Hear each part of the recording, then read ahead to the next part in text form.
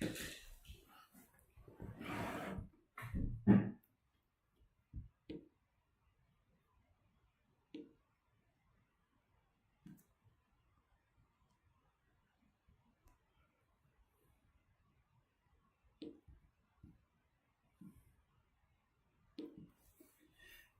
morning, everybody. Good morning, everybody. Apologies for the slightly delayed start. I had a little issue on Moodle. I just need to check on Moodle whether I'm actually live or not. And that. Good morning, everybody. Good morning, everybody. So. In any case, we can start our lecture now. There's a few things I want to talk to you about before we get into chapter 8. So I'll just cross over to the 3 extra slides that I just dropped into the presentation this morning. We're getting close to the exam, so I want to just talk to you about approaches you might take getting ready for that exam, which is on next week. So let's get into these first 3 little slides that I dropped in.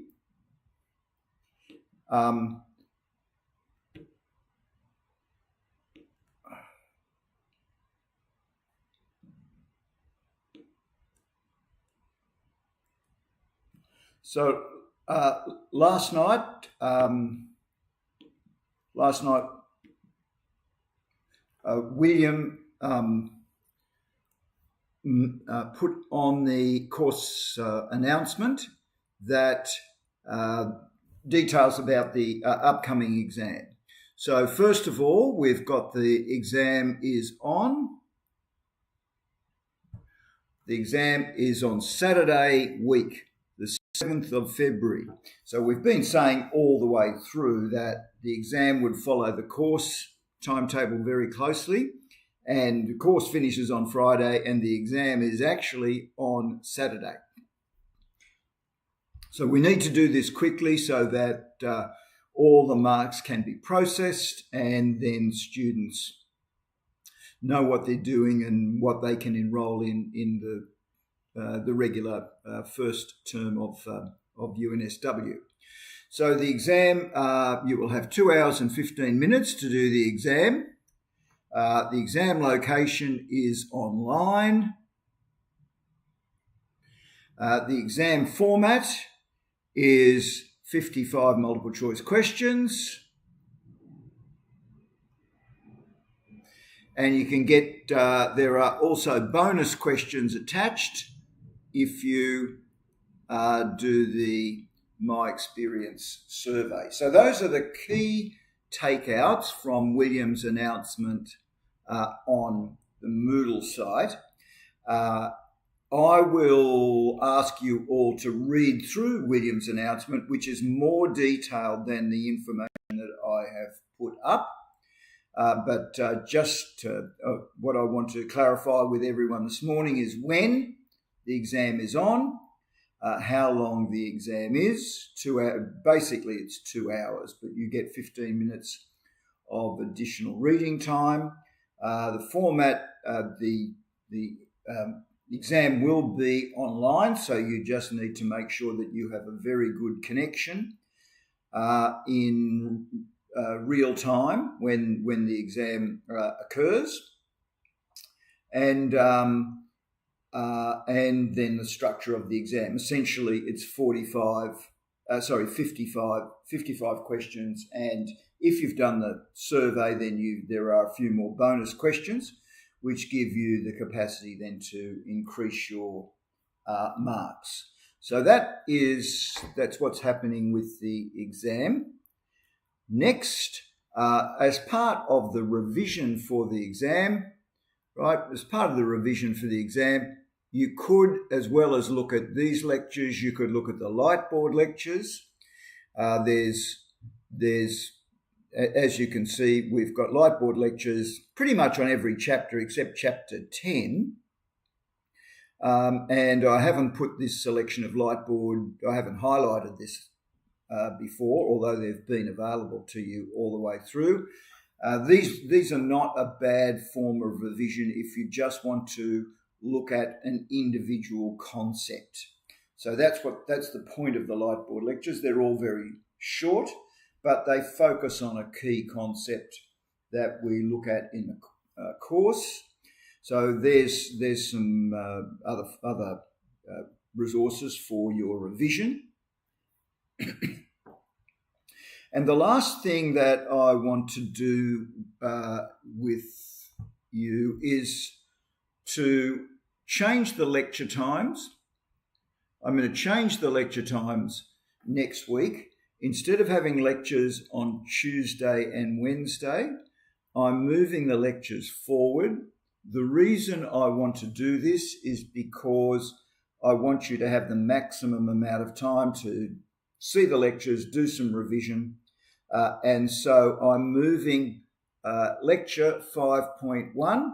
Lecture 5.1 is coming to Thursday, and lecture 5.2 is coming to next Monday. And so that creates a little bit more revision time for you over the weekend. And then by Monday, you should have all the resources available for you in terms of the lecture. So there's three things there. New lecture times. Look at the Lightboard videos if you are struggling with an individual concept, and then of course the time and the structure of the exam. So look out for course announcements in the next week.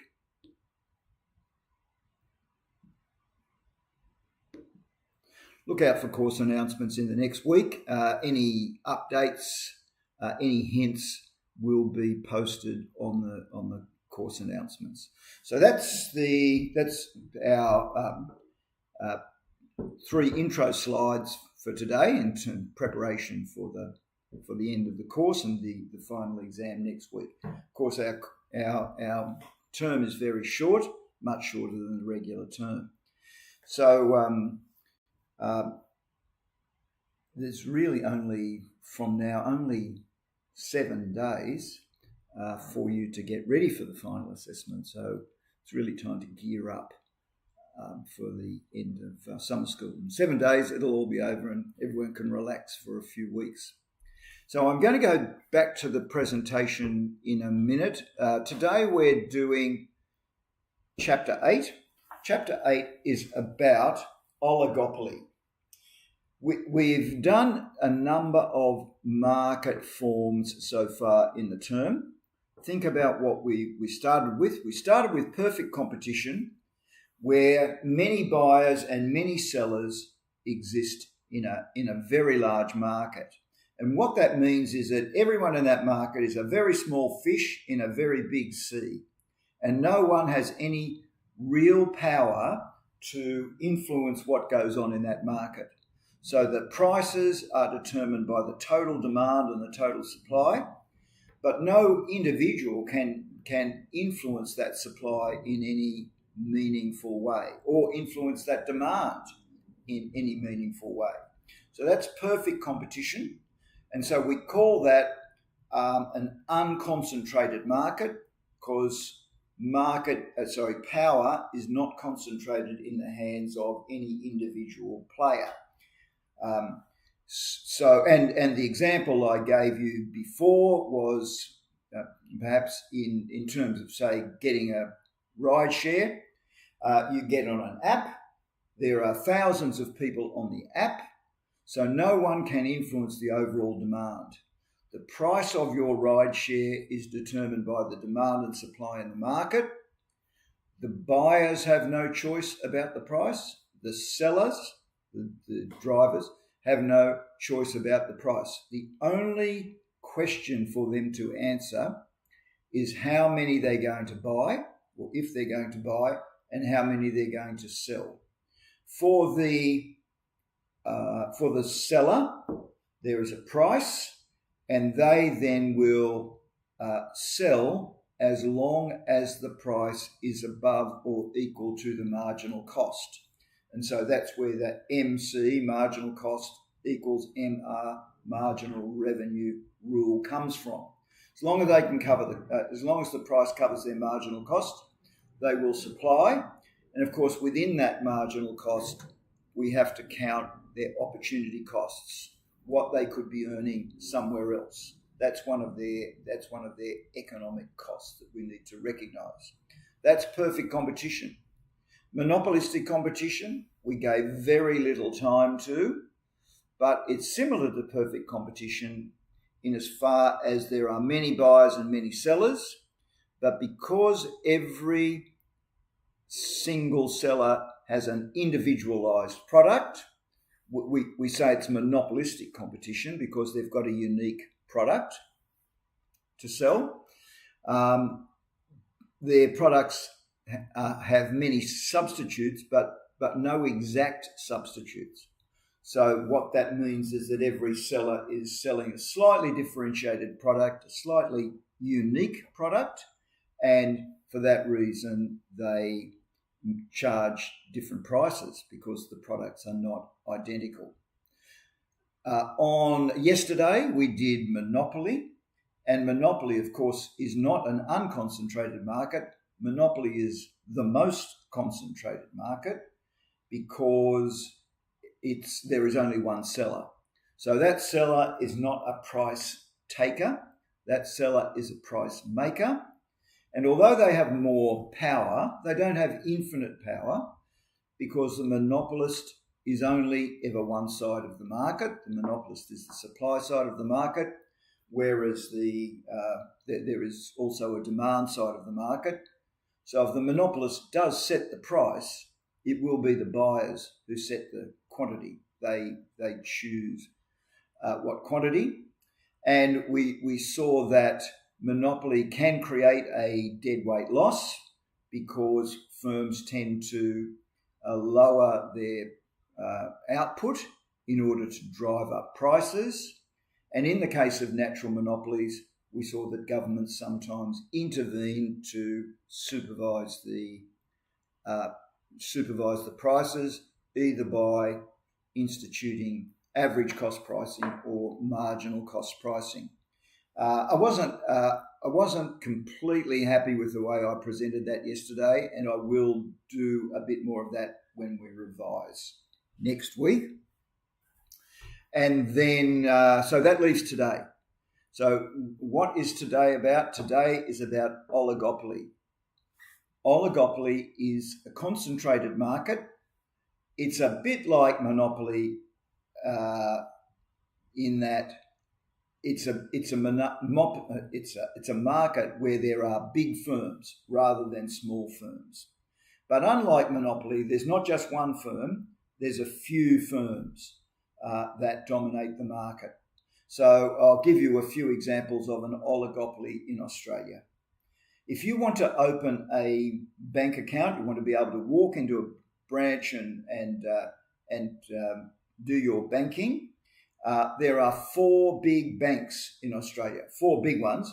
I know there are more, there are some smaller ones, but there are 4 big ones: NAB, Commonwealth, Westpac, and ANZ.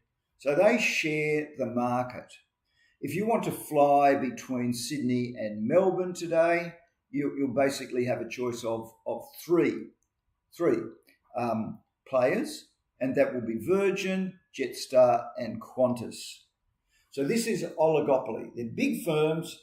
Normally, if there is an oligopoly, you'll probably know the names of the big players in the significant industries. In the telephone industry, we have Optus and Telstra,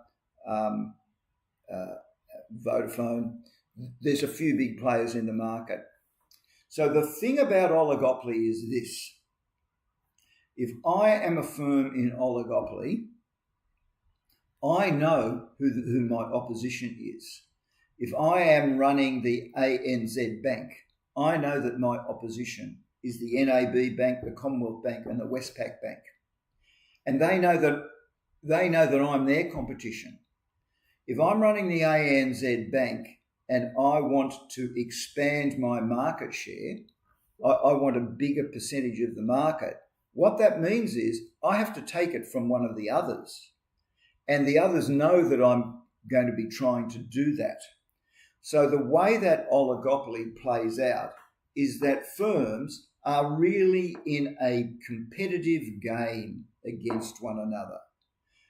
And when we analyse oligopoly, we say that we are engaging in a game, and the analysis is game theory, and that is what we're doing this morning. Game theory is about players in the market, player one trying to outmaneuver player two, trying to steal customers from player two. It's about players, it's about strategy. So what sort of strategies might I use to steal customers from someone else? Maybe I offer discounts, maybe I offer loyalty schemes, maybe I do more advertising. One way or another, I'm trying to beat my opposition. And I know I'm out-competing my opposition if I'm stealing market share from them. So this is what we're doing this morning. We're doing a little bit of game analysis. Game analysis can become very complicated because there's not just often two players, although in the models we do this morning there will only be two players. It's often many players. There's often not only two strategies, there might be many strategies as well. So that's what our lecture will be about this morning. So I'm going to switch to our lecture slides now, and we'll start with game theory.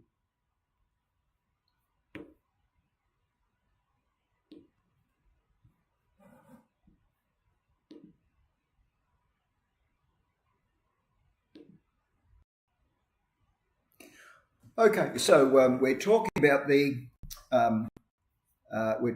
oligopoly, and it's a market structure that features a small number of firms, a small number of large firms. So we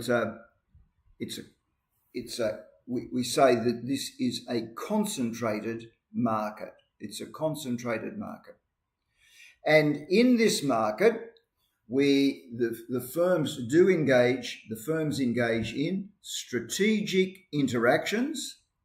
In other words, they are trying to outcompete the other firm. So in making a decision, a firm tries to anticipate what the other firms are about to do. And so they are really playing a game against each other in the same way as two players may play tennis against one another or football teams against one another.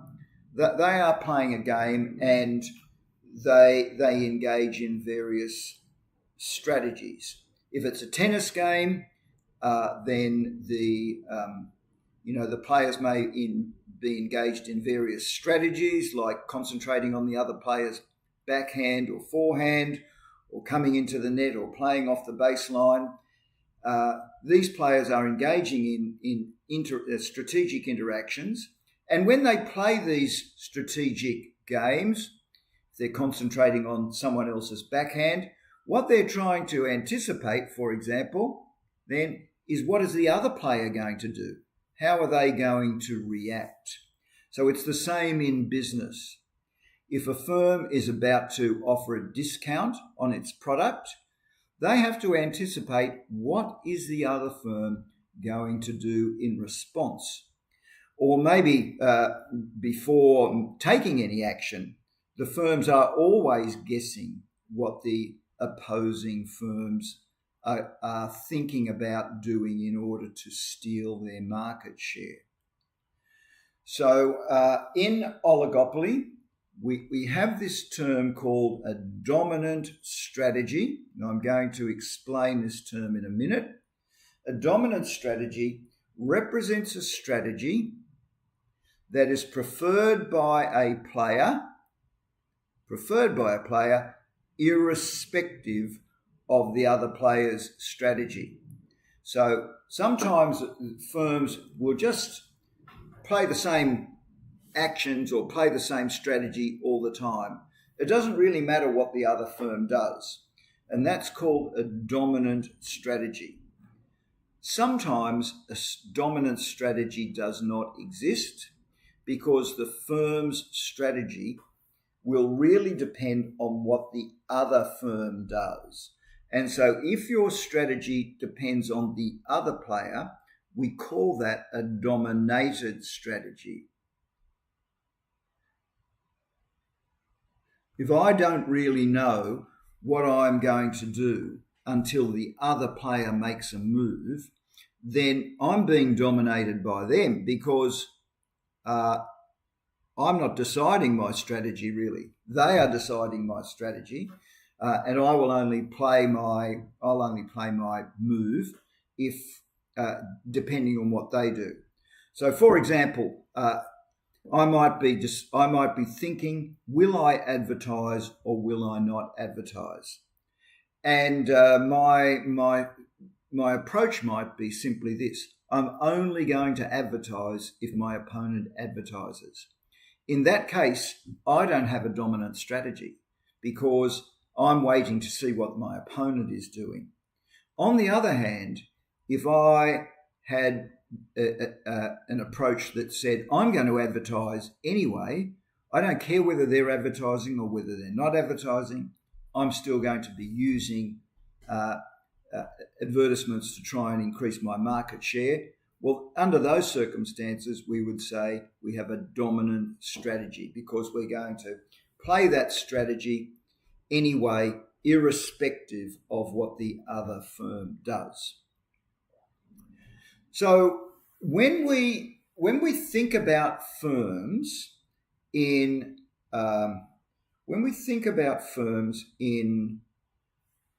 oligopoly, we sometimes refer to this. We say that firms in oligopoly are subject to the prisoner's dilemma. So I'll briefly describe to you what the prisoner's dilemma is. You've all seen the prisoner's dilemma if you've ever seen shows about criminals on TV. That the prisoner's dilemma plays out quite often. This is what happens. Two suspects are arrested by the police, and the first thing the police do is take them to the police station and they put them in two separate cells. They don't let the two suspects talk to one another. And then they take suspect number one and they will say something like this: we will give you a more lenient sentence, or we will lower the charge if you give evidence against your opposing, the other suspect, if you give evidence against your friend. And then they go to the other cell and they say the same thing to that person: we will lower your charge, or we will be more lenient on you if you give evidence against your friend.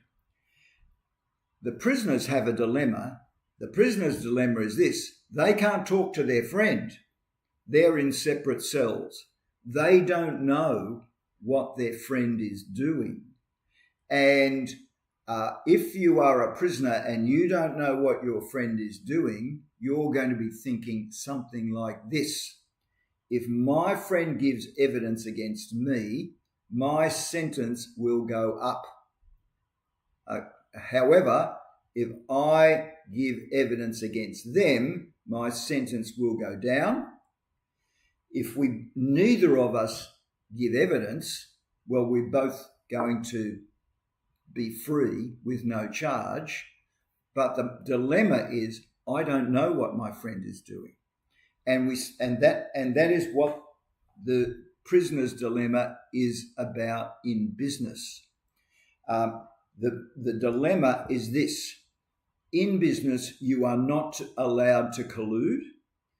There are competition laws against colluding, so you are not usually allowed to talk to your opposing firms about what price you're going to sell at, or whether you are going to advertise what strategy you're going to use. You don't know what they're going to do. And so we refer to that as the prisoner's dilemma. So firms are in the prisoner's dilemma because competition law forbids them from talking to their opposing firms. It forbids collusion. It forbids cartels. So we'll get into what collusion and cartels mean in a little bit more detail as we progress through the lecture. All right, so we're back at our slides. So we've had a little look at the prisoner's dilemma and why it matters, and then we go back to game theory. And game theory, what is it about then? It's about how firms make decisions, right? How firms make decisions about their strategy. What strategy are they going to do? So how they make their decisions. And of course, those decisions will be governed by their interactions with other firms. And we know that, as I've said, in the case of the prisoner's dilemma, they're not allowed to have interactions with other firms. So that creates the prisoner's dilemma for them. We're imagining that we're in what is called a simultaneous game. A simultaneous game. What's that mean? It means the players move simultaneously. And so what that means is they don't know what the other team is doing, right? They don't know what the other team or the other firm is doing until the other firm has actually done it. So they don't have any advance notice. If they did have advance notice, then they could change their strategy. But if without the advance notice, they're simply guessing what the other firm will do or predicting what the other firm will do. When we do our game theory, we use what is called a matrix. I'm going to show you on the next slide what a matrix looks like. And on this matrix, what we have on a matrix is this. We have two firms, firm A and firm B, and then we have two strategies. Strategy 1 and 2, and strategy 1 and 2. So we have two players, right? Two firms, and they're considering two different strategies, two different prices. In this case, will we charge a high price or a low price? So each firm decides whether to charge the going market price, which I think is $2, or to lower the price, I think to $1.60. And the firm's profits will depend not only on your strategy, but also on your rival's strategy, So the real question is this. If I'm thinking of offering a discount down to $1.60, that is really going to work for me if the other firm doesn't do it as well. If I'm charging $1.60 and the opposing firm is still charging $2, I'll be able to steal their customers. But the problem for me is I don't know what they're going to do. So let's look at the matrix now. So here's our matrix. How do we work this out? How do we work it out? We say there is firm X on the top line and firm Y on the left. And both of them have two choices. So if firm X, for example, and firm Y both charge a high price, then we're going to be in quadrant A, and we'll say, well, what is the payoff, right? This is the payoff. That's the payoff for Y. because he's on the left, and then this will be the payoff for X. So we've got payoff for Y, payoff for X in each box. Where this is going to get a bit tricky is this. The real places it gets a little bit tricky is here. If firm Y, I'll just delete what I've done there. Where this is going to get a bit tricky is this. What if firm Y continues to charge $2, but firm X charges $1.60? What is going to be the payoff for X over here? I think it's going to be a good payoff because they're now much cheaper than their opposition. And of course, what's going to be the payoff for Y?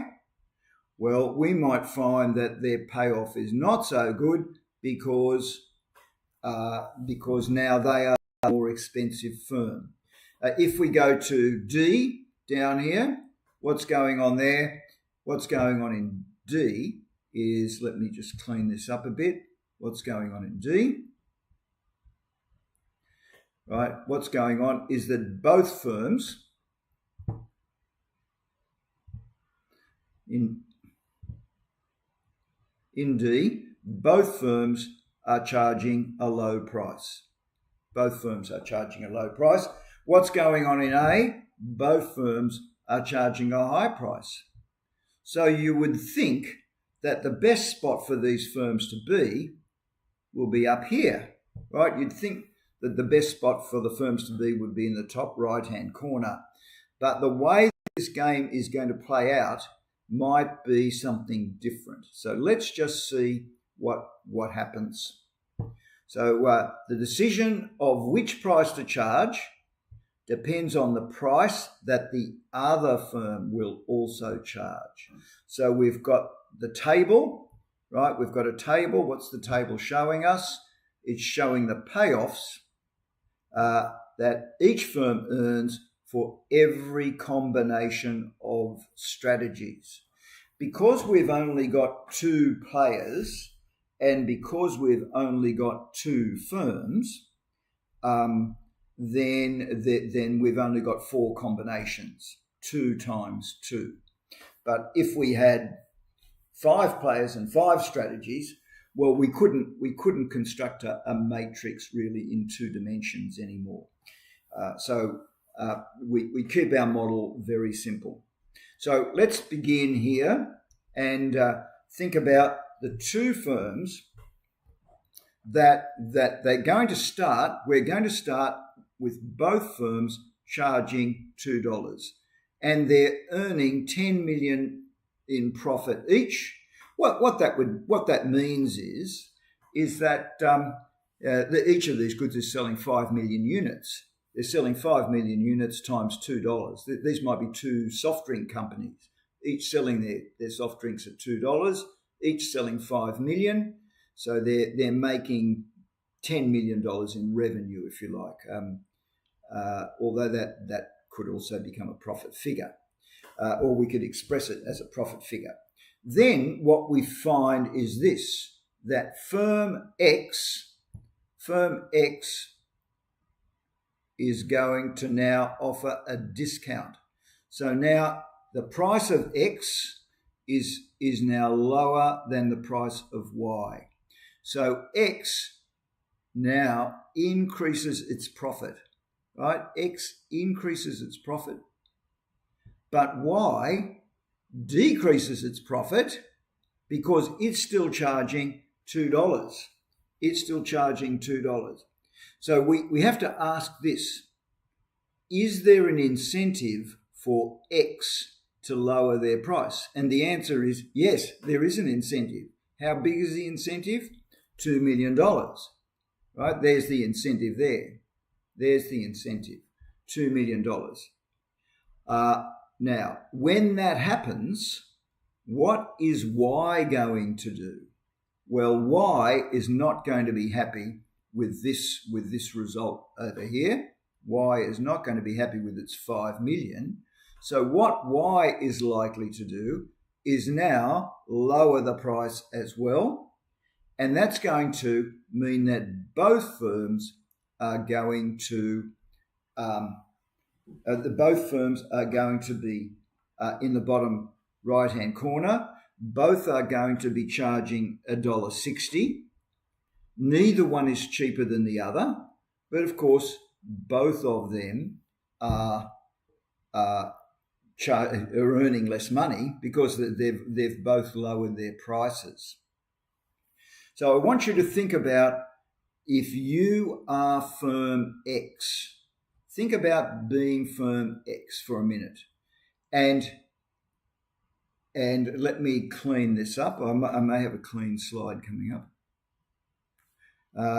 If you are firm X, do you have an incentive to lower your price if Y keeps their price the same?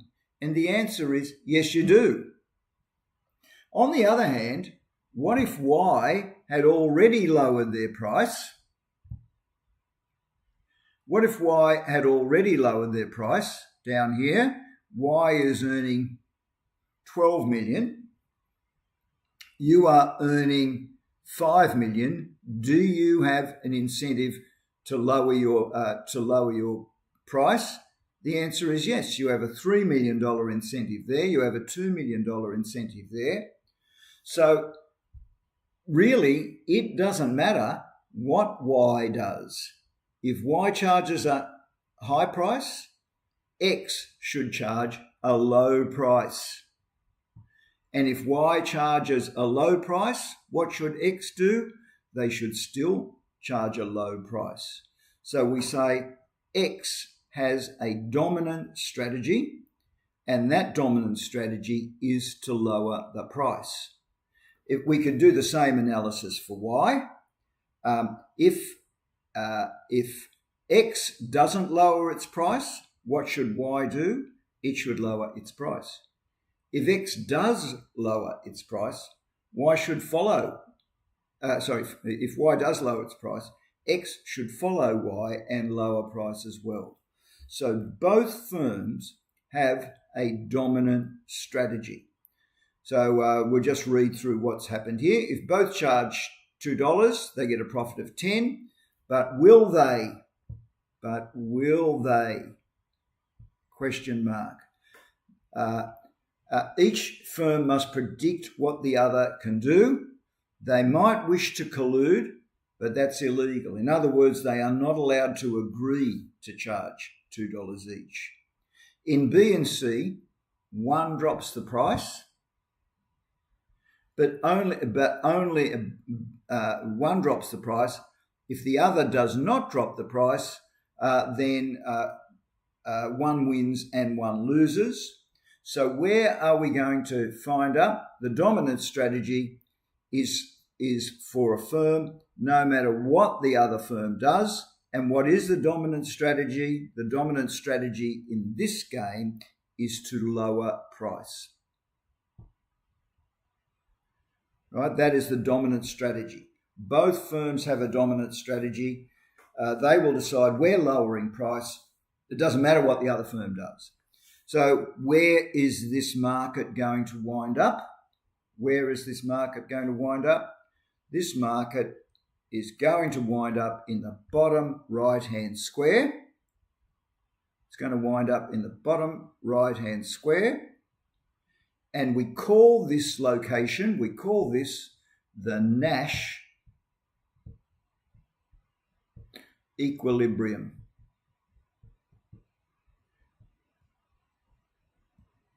Now, some people might say, well, why is that the equilibrium? I'll see if there's a cleaner copy here. Why is this the equilibrium down here? Why is that area down there the equilibrium? It's the equilibrium for a couple of reasons. So let me just explain why we would say that's the equilibrium. First of all, that is where the market is going to head to. even though there's no organisation, there's no collusion, both firms are playing a dominant strategy. So both firms will wind up lowering their price. Both firms will wind up doing it because they have the dominant strategy to do it. That's the first thing we could say about the Nash equilibrium.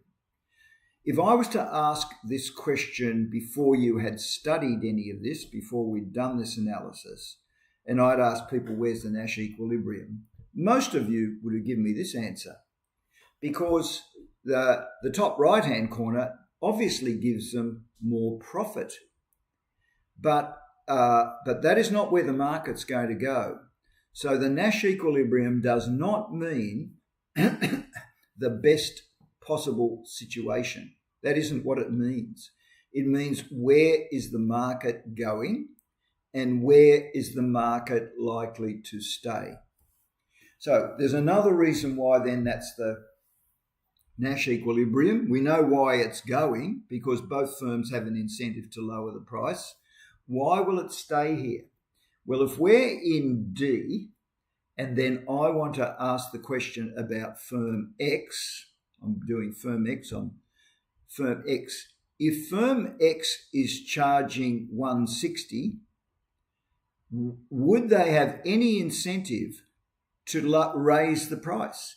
And the answer is they don't have an incentive to raise the price, because if they raise the price, they just make themselves more expensive than the other firm, and therefore they will lose money by raising the price. So they're at D and they don't really have a reason.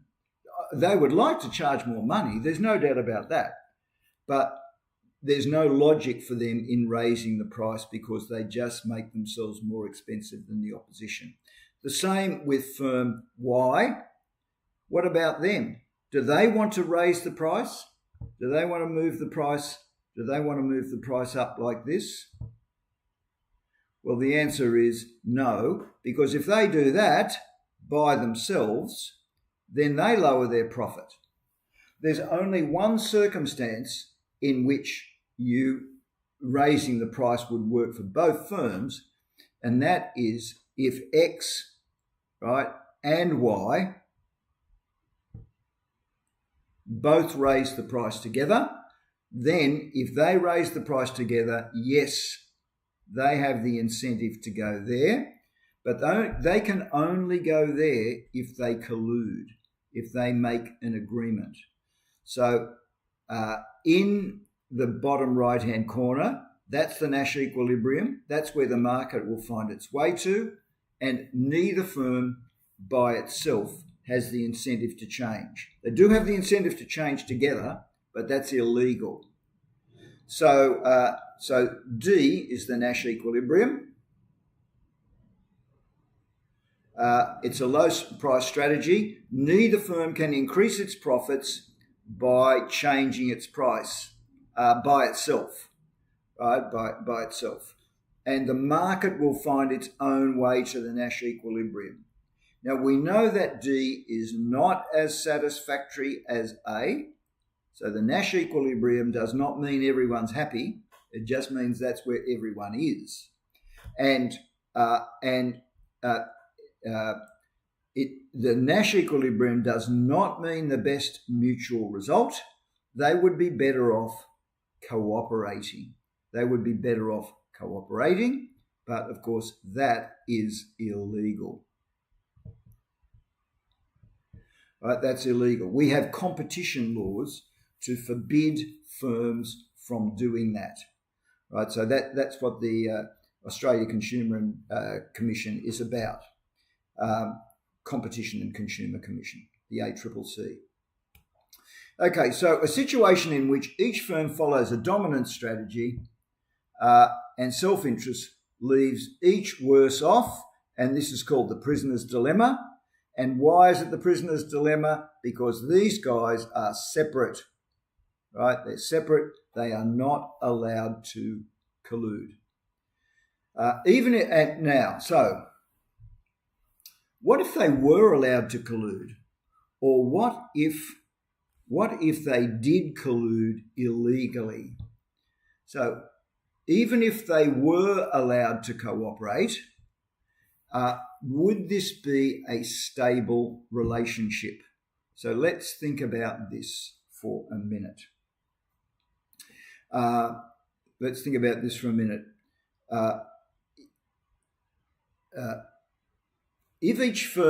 If they cooperate, I'll come back to this slide.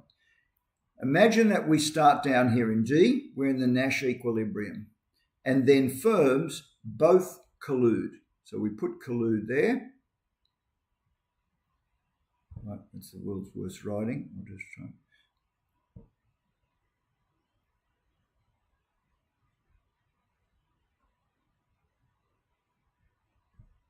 Right. If both firms collude, they move to both charging $2, and those firms have agreed to charge $2. Now, if I was running firm X, because I've agreed to do something illegal and collude and break the law with the in league with my competitor, then if I don't mind cheating on the law, I won't mind cheating on my opponent either.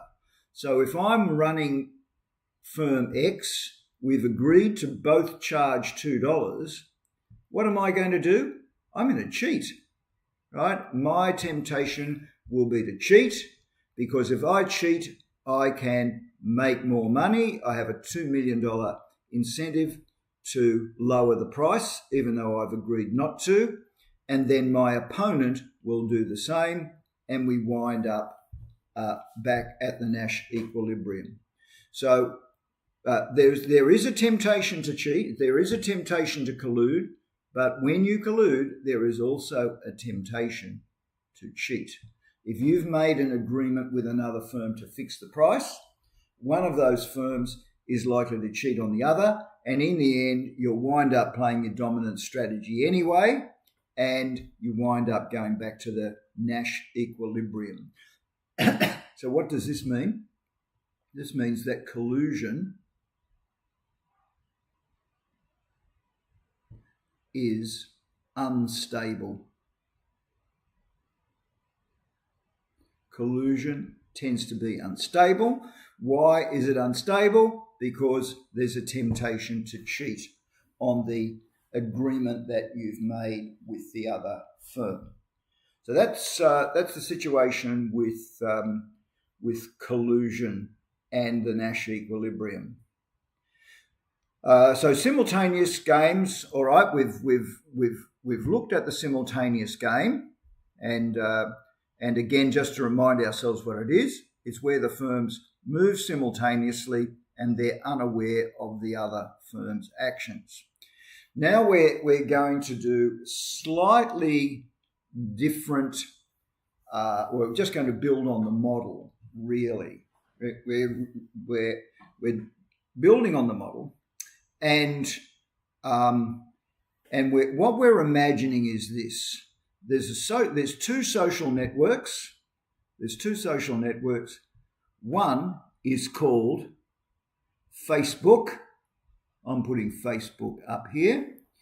And there's another firm that's thinking about entering the market. And this is called Acebook. All right, Acebook. Now, Acebook does not yet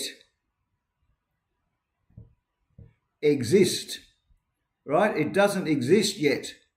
Well, they exist, but they haven't opened up their social network. And we want to see whether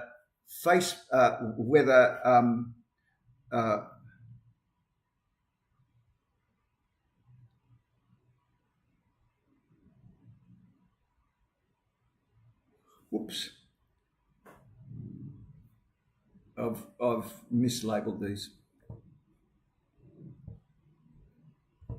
This is Facebook over here, and this is Acebook. So Acebook, I'll read in my arrow now. Acebook does not yet exist, right? It doesn't exist. Here's Acebook up here. So think about this. At the moment,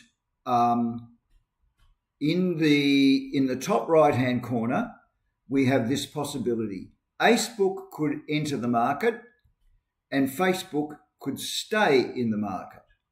So Facebook will stay in the market, Acebook's going to enter the market, and think about what Acebook's result will be. Acebook is going to invest all this money in entering this social network, but because Facebook already has so many people who are interacting on the network, it's going to be very hard to get someone to jump off Facebook, where they may have hundreds of friends, to go to Acebook, where they don't have any friends yet. So Acebook is likely to invest a lot of money and then lose it because people stick with Facebook. On the other hand, if Acebook does not enter the market, well, they don't enter the market, they don't spend any money, they don't earn any money, so they earn zero. So if we think about what Acebook is, options are, if Facebook stays, Acebook will not enter, right? So we know that this is likely to be the situation, right? We know that if Facebook stays, Acebook will not enter. Now, if Facebook got scared of Acebook and exited the market, then Facebook would earn nothing, of course, but Acebook would probably still lose money because it's so expensive to invest in all the data centers and other setup costs. And so they're going to lose money anyway. So what we have in these circumstances is this. If we analyze this a bit more systematically, clean all this up, I'm thinking this. If you are Acebook and Facebook stays, you have a choice of -20 or 0. And if Facebook exits, you have a choice of -10 and 0. You have a choice of -10 and 0. And so in either case, the best result is 0. So Acebook does have a dominant strategy, right? No entry, right? That's the dominant strategy for Acebook.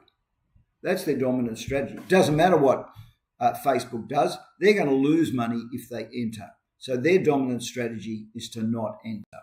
Now, what about Facebook's dominant strategy? Well, if Acebook does enter, Facebook faces the choice of 8 and 0, so they will choose the 8. And if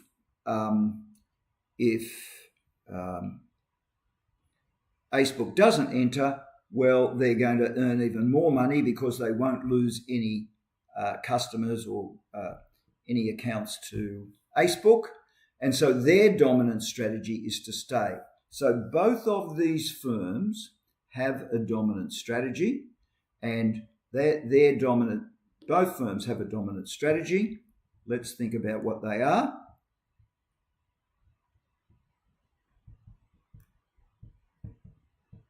Both firms have a dominant strategy.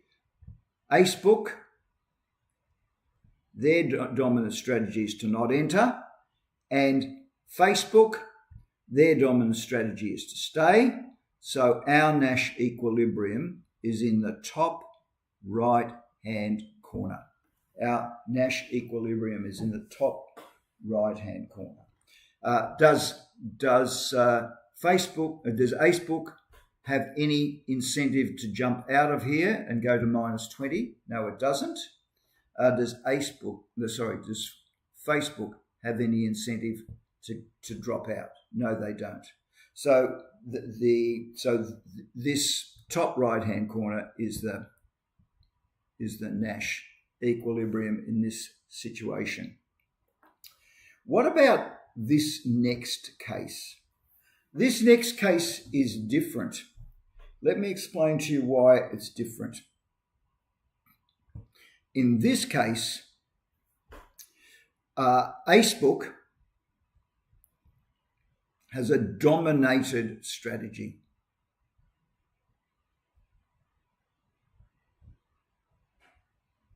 Why does Facebook have a dominated strategy? Because if Facebook stays and they enter, they would still lose. Oh, sorry, this is not Facebook anymore. We're now calling this firm Google.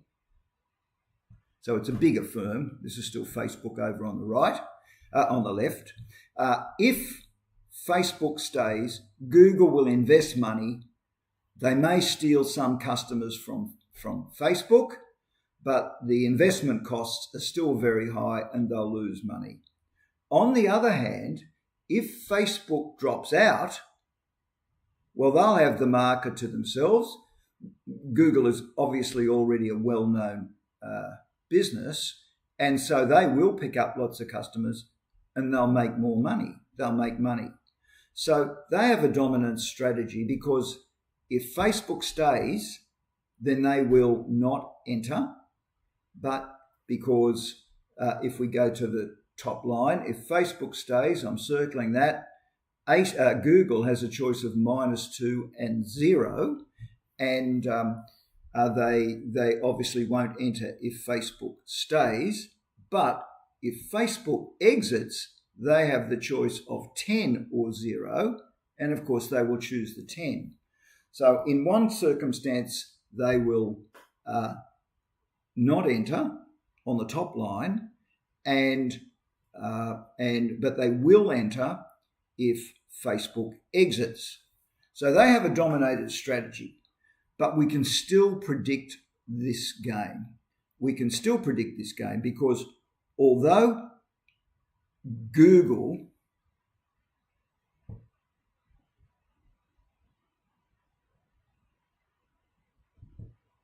have a dominated strategy, Facebook clearly has a dominant strategy. So if we think about Facebook and just look at the top line, just look at the top line. It doesn't. If Google enters, Facebook will earn 8. And if Google don't enter, Facebook will earn 10. But if they left, they would be faced with 0 and 0, right? In other words, if they exit. So we know that in this game, the bottom line is not relevant because Facebook is staying, right? We know Facebook's staying because Facebook has a dominant strategy.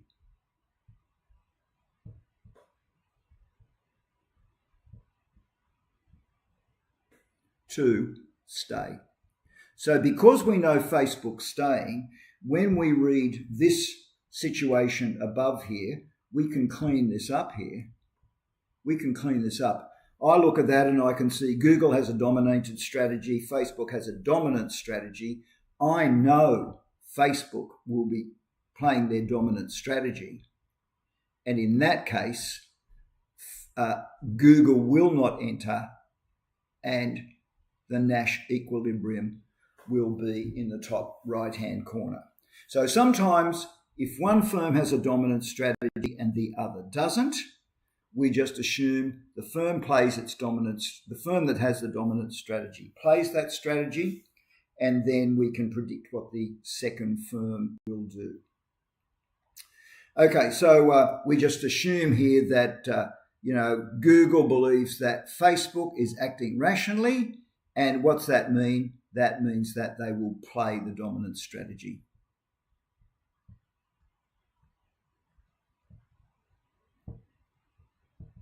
They'll play the dominant strategy. All right then, so moving along a bit, we're then going to just have a couple of other situations where you maybe get a question like we've got before us in the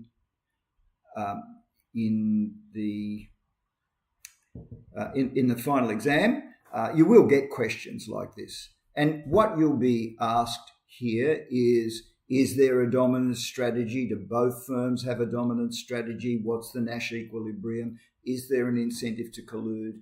Questions like that. So if I look at this situation, I'm going to imagine that the firms have a choice. Firms have a choice to advertise or not advertise. Firms have a choice to advertise or not advertise, and in both cases. Now, why would the 70? Why are these two 70s up here when both firms are advertising? Why is that? Because both firms are advertising. Therefore, the customer really, without any advertising, the customer doesn't know who to choose.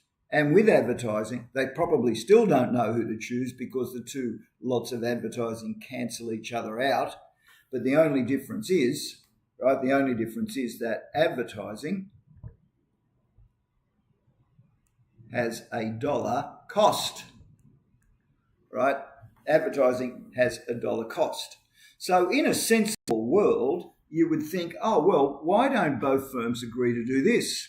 Why don't both firms agree to not advertise, save their money, and as a result of saving their money, they wind up splitting the market anyway and earn another $30 million because they haven't spent the $30 million, right? They haven't spent the $30 million on advertising. Why wouldn't they do that? Well, let's think about this situation. If we start down in the bottom right-hand corner, If we start in the bottom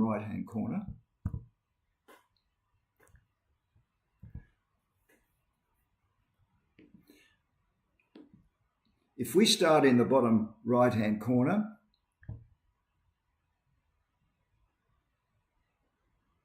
and I think about NAB, right? I think about firm NAB.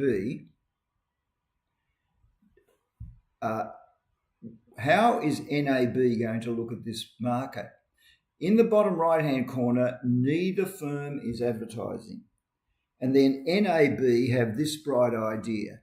They say, oh, well, if we choose to advertise, we can lift our profit.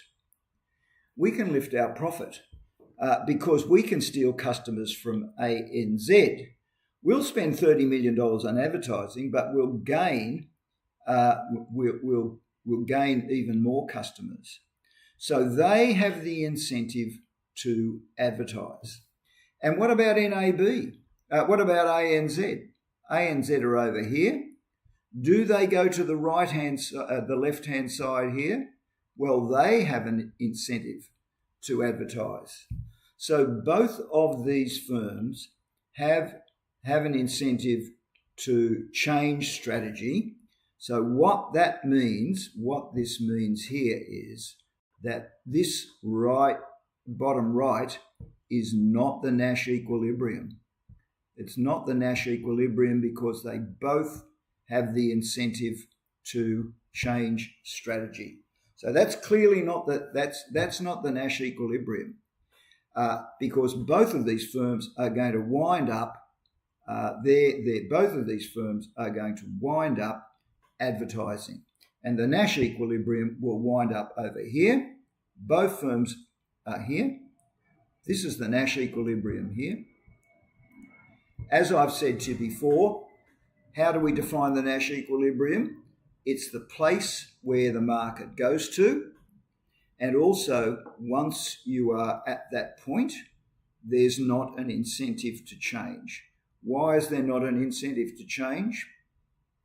Because once we wind up in the top corner here, there's not an incentive.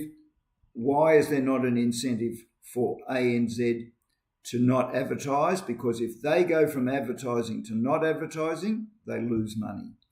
And if NAB go from advertising to not advertising, they lose money. So once they are at the top left, it's not the ideal circumstance, but it's the Nash equilibrium. Now, when we are in that Nash equilibrium, of course, we can say that this game theory, as it plays out, this actually we could argue that this has a dead weight loss in effect, because the realised outcome for these two groups at the Nash equilibrium is only 140 billion, whereas if they were able to cooperate with each other, they could come down here and their collective income would now be 200 billion. So the Nash equilibrium in this circumstance does not deliver Pareto efficiency, at least for these two firms. Now, why would it be? It might be not Pareto efficient for them, but it may be Pareto more efficient for the economy in general to have information to consumers. So the individual quest for profit does not lead to a socially optimum allocation of resources. What do we mean by the individual quest for profit? Well, when we were at the bottom, we saw that both firms have the incentive. I'm showing now, putting an arrow. Both firms have the incentive to go to advertising because in order to increase their profit. So they're both seeking more profit, but in the end, it's not socially efficient for these two. If we think about the society just being these two firms, it's not socially efficient for them to operate on that basis. Okay, so if firms were to cooperate, we say that the firms are forming a cartel. A cartel represents a private. Usually, it also means a written. It represents a written agreement by the cartel members, right?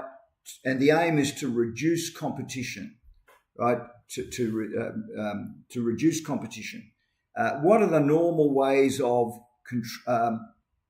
a cartel operating? Controlling prices, preventing output, or controlling quantity. So they might control price, they might control quantity, or they might have other strategies that stop other firms entering the market. I'm just going to drop a slide in here.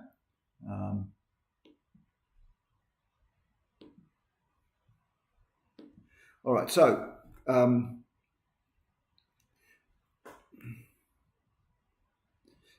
cartels.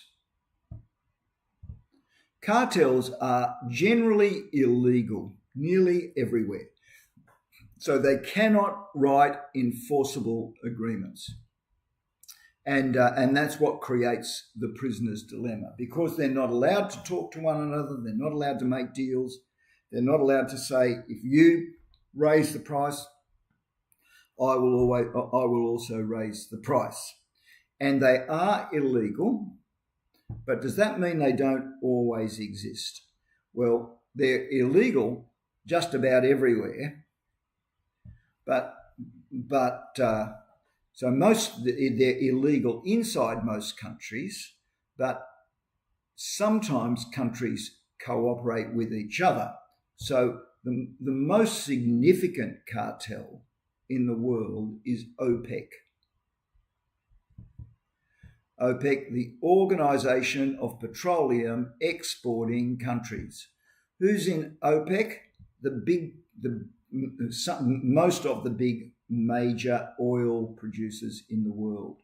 There's a price for oil, there's a quantity for oil, and the demand for oil tends to be fairly inelastic because if you have a motor car and it's a petrol motor car or a heating system that runs on petrol, it's not easy to suddenly switch to a different form of energy. So there's very little substitutability. So what OPEC has worked out, what OPEC worked out in the 1970s was this: if we are all collectively producing Q1 for oil, the price will be P1. So what OPEC did, right, what OPEC does is they have quotas, right, a quota for each member. So Saudi Arabia, for example, will have a quota, how much they can produce. And Kuwait will have a quota. And even though many of these countries don't like each other very much, they'll still be in OPEC and they'll still be cooperating on this level. So Iran will have a quota, Venezuela will have a quota, etc. Now, if you have a quota, as we saw when we did tariffs, is a quantity limit. So if you have a quota, you could bring the quantity in a bit, so they all produce a little bit less oil, and then the price goes way up, P2, and you can see now that the revenue going to those oil countries will be much bigger. So that's why they have the incentive to collude. Now, we also know, of course, that when you have collusion, firms have the temptation to cheat. And what happens, what has happened in OPEC in the past at various times, is when the price gets very high, then individual countries are tempted to produce more oil because the price is so high, and eventually the quantity moves back. And the system of price control is not as stable as they hope it would be. So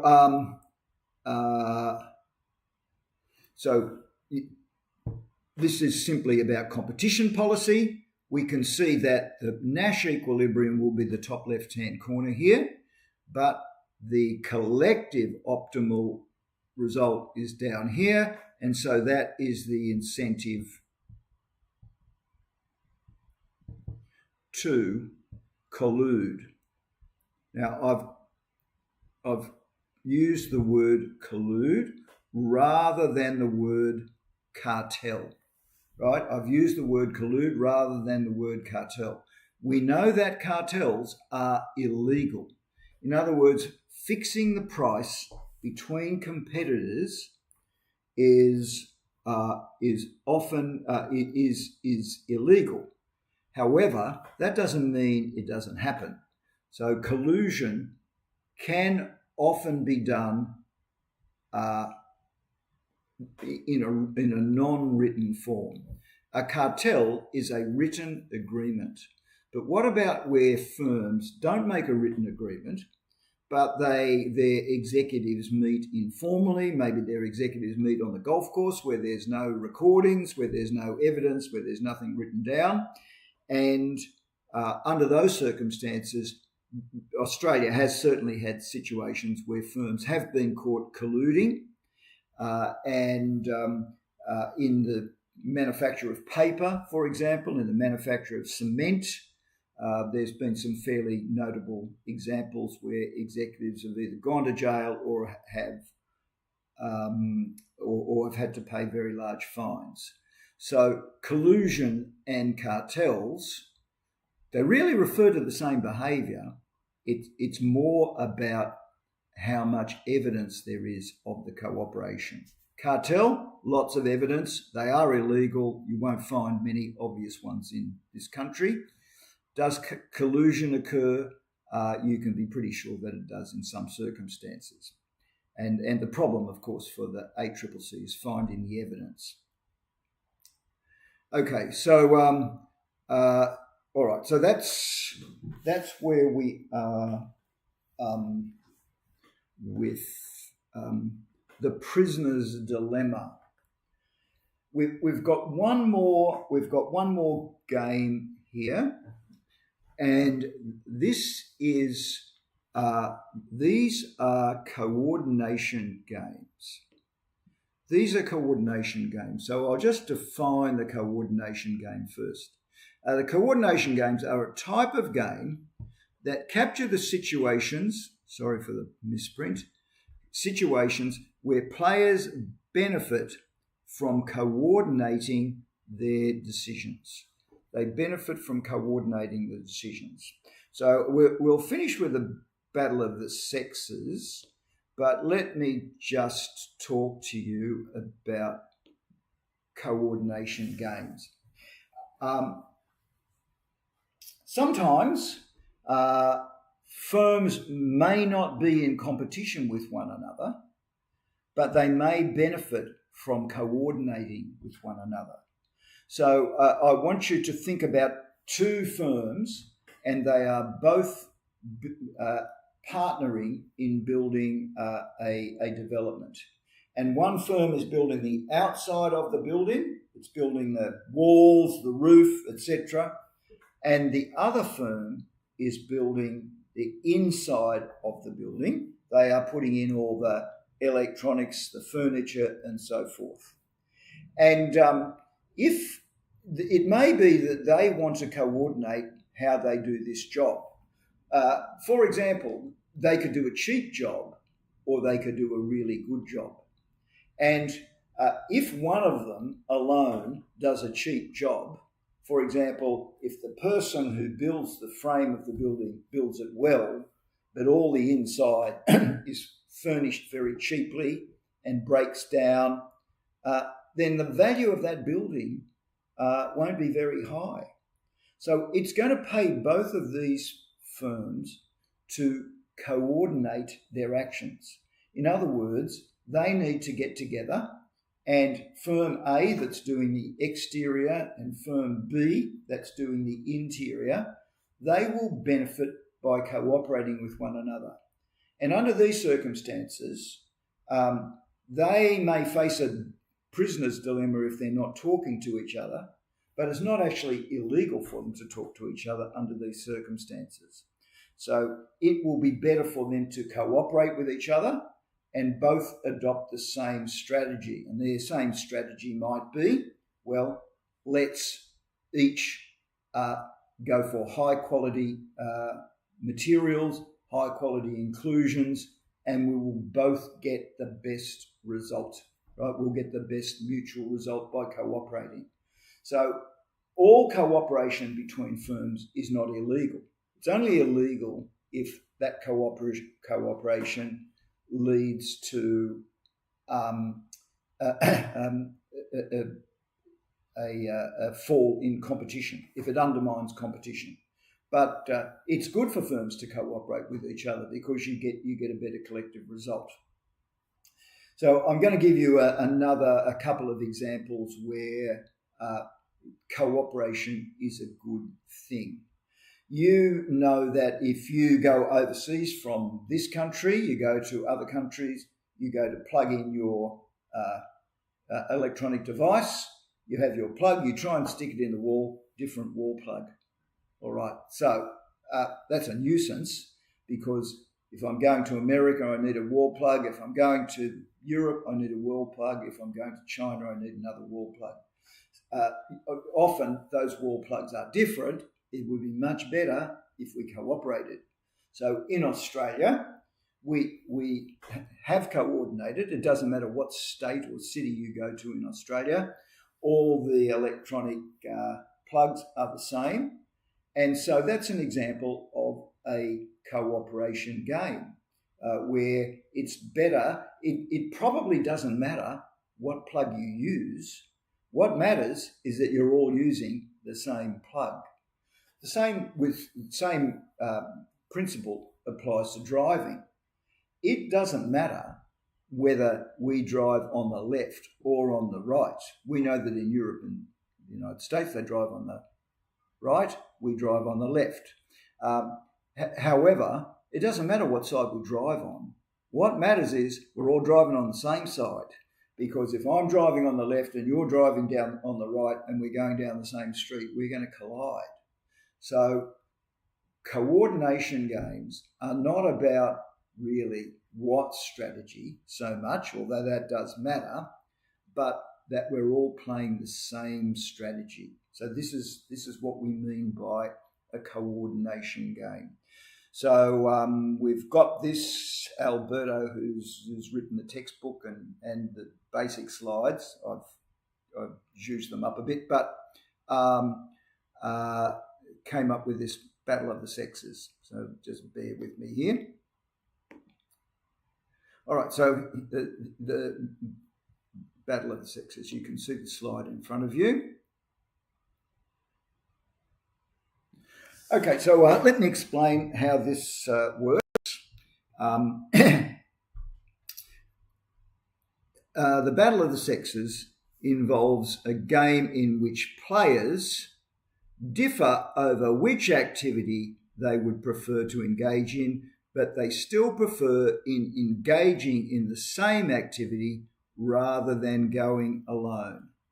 So I'm going to, for simplicity's sake, say that we have a girlfriend and boyfriend sort of situation, right? Girlfriend, boyfriend situation. And this is, if we think about the, I'm going to change this around. I'm going to try and stay away from traditional sex roles. This is the boyfriend. Is this right?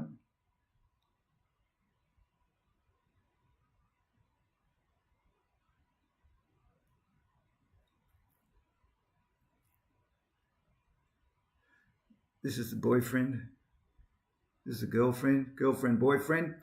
We can see that if they both go to the theatre, the boyfriend, B, right, B gets 10 units of utility, and G, B gets 20 units of utility and G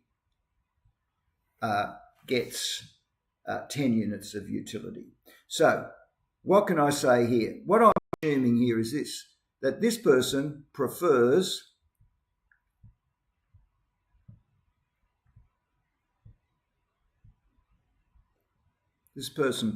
sport, and this person over here, this person prefers theatre. All right? This person prefers theatre.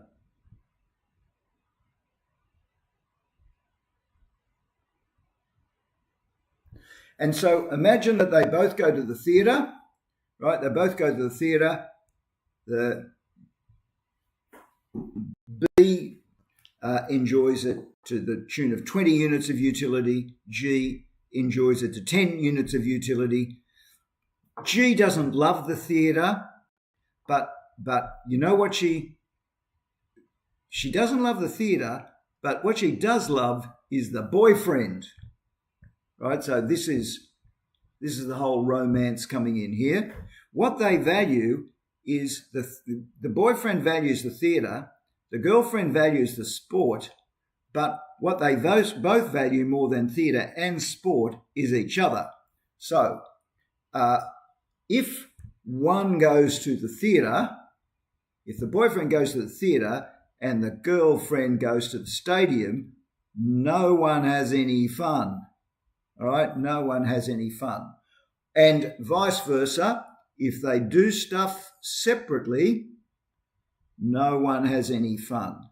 Now, if they go to the football or the stadium, the sport, the girlfriend loves going to the stadium, right? She gets 15 units of satisfaction.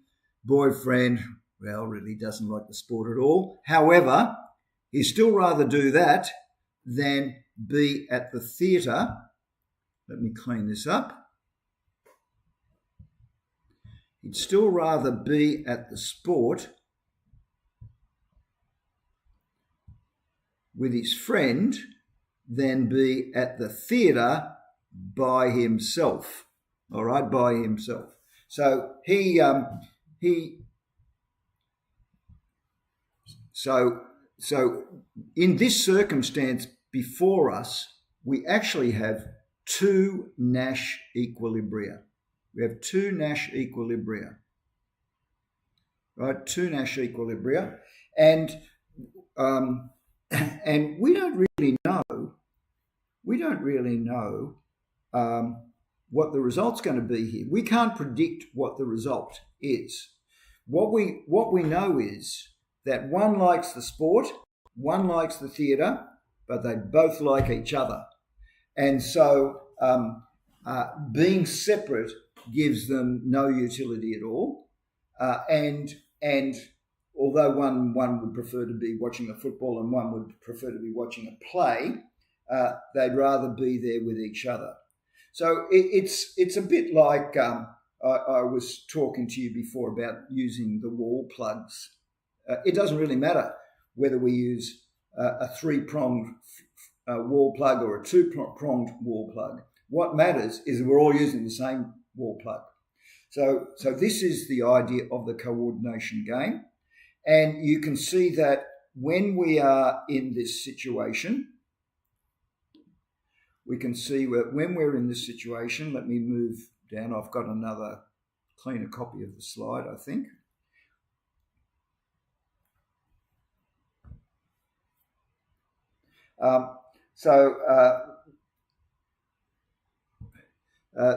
So there's a strategy profile, one for each player. We've seen that, and we can see that there are two possible outcomes. And does this person have any incentive to change? Right? Does this person have any incentive? Does that person have any incentive to go to the stadium by themselves? No, they don't have any incentive. Does this person have any incentive to go to the theatre by themselves? No, they don't. So there's two possible outcomes here. Now, could we say that one is more likely than the other? Could we say one is more likely than the other? I want you to imagine what this might be like in real life. Right? Imagine what this might be like in real life. So, this person, B, really loves the theatre. They love being with their friend, but they really love being in the theatre a lot more with their friend than they love being at sport with their friend. So what's the difference for this person between being at the sport and being in the theatre? The difference is 18.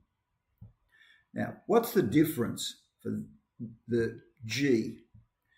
The difference here, this person much prefers being watching the sport, but the difference is only 5. So imagine the real world situation where they're talking about their activity. What are we doing on the weekend here? Are we going to the football? Are we going to the theatre? Who is going to argue their preference more strongly? I would say the person with the greatest difference in payoff. So we might assume that the person who wants to go to the theatre is going to argue more strongly. The other person, there was only 5 difference in utility. Maybe they argued less strongly, and so maybe that's where maybe you could make a guess. But we wouldn't really know for sure which option they're going to choose. But let's go back there, and there is another way of thinking about this, and I'll finish off with this last slide.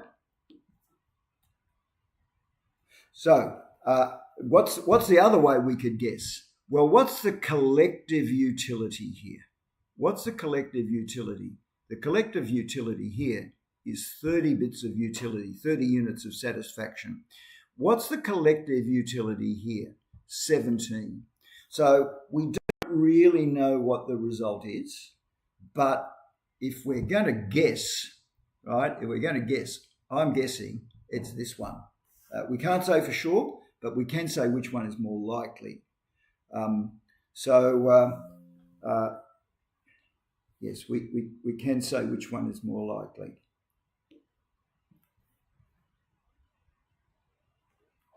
So that really ends our presentation for today.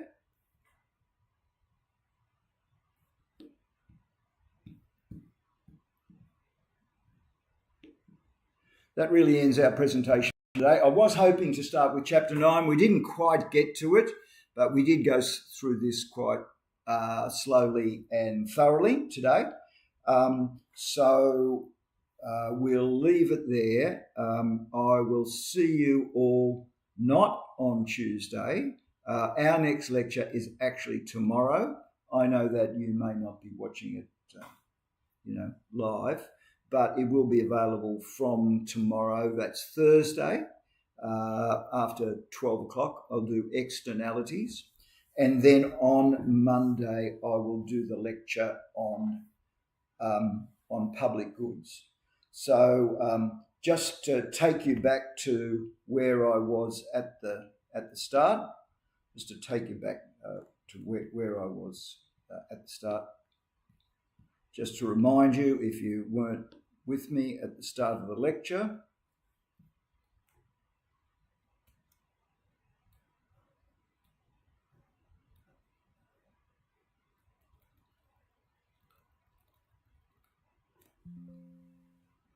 all right, we have our exam. It's on Saturday week. It's on Saturday week. Forgive me, sorry. Saturday week, and it goes from 1 p.m. to 5 p.m. You can actually do it at any point between 1 and 5. You can do it at any. You can do it at any point between 1 and 5. When you log on, you have this much time. So there's a little bit of flexibility for you, but it's Saturday week. And then, as I said before, 55 multiple choice questions. And it'll be a Moodle quiz format. It's an online exam. Just make sure you get your internet connection really good, really strong for that part of the day. So there's some revision to do. There's some revision to do with the Lightboard lectures, and the lecture timetables has shifted. So thanks very much for your